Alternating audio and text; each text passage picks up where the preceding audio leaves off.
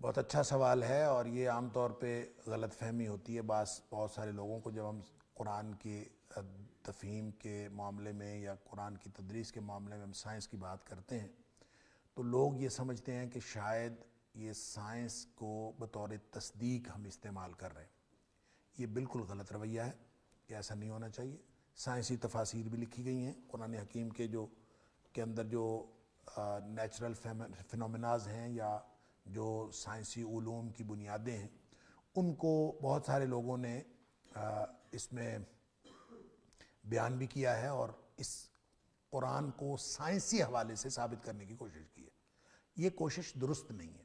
آپ کی بات ٹھیک ہے، آپ کے سوال میں آپ نے جو کہا کہ سائنس تو اپنی تحقیقات بدلتی رہتی ہے، لہٰذا سائنس کو بطور تصدیق کے، قرآن کی تصدیق کے طور پر استعمال نہیں کیا جا سکتا۔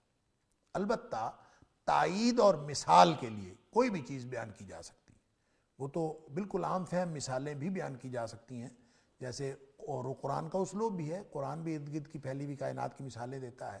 افلا ينظرون الى الابل كيف خلقت والى السماء كيف رفعت والى الجبال كيف نصبت، ساری یہ مثالیں ہیں، تو مختلف چیزوں کو دیکھیں۔ البتہ اس کو سائنس کی کسی تحقیق کو آپ یہ کہہ دیں کہ آپ دیکھیں اس کو، تو اس کو آپ کہیں کہ یہ دلیل ہے قرآن کے سچا ہونے کی، تو وہ اس کو دلیل نہیں ہو سکتی۔ وہ البتہ تائید ہو سکتی ہے، آپ کسی بھی چیز سے تائید لے سکتے ہیں، آپ تائیدی طور پر مثال دے سکتے ہیں، جیسے وہ ہوا، جیسے وہ ہوا، جیسے یہ ہو رہا ہے، جیسے فلاں چیز ہو رہی۔ اس لیے آپ یہ کہہ لیں کہ سائنس قرآن کی تصدیق کی دلیل نہیں ہو سکتی، البتہ تائیدی طور پر اور مثال کے طور پر کوئی بھی چیز بیان کی جا سکتی ہے۔ اور جو لوگ بھی، چاہے میں کروں چاہے کوئی اور کرے، جو لوگ بھی قرآن کی سائنس کی کسی بات کو قرآنی صداقت کی دلیل کے طور پر لیتے ہیں، یہ انتہائی غلط رویہ ہے، کیونکہ سائنس نے اب تک کی جو تحقیقات ہیں اس میں 1000 پینترے بدلے، اور آئندہ بھی پینترے بدلتی رہے گی، لیکن اللہ کا قرآن وہی ہے۔ اس لیے یہ طریقہ کار، یہ طرز عمل درست نہیں ہے۔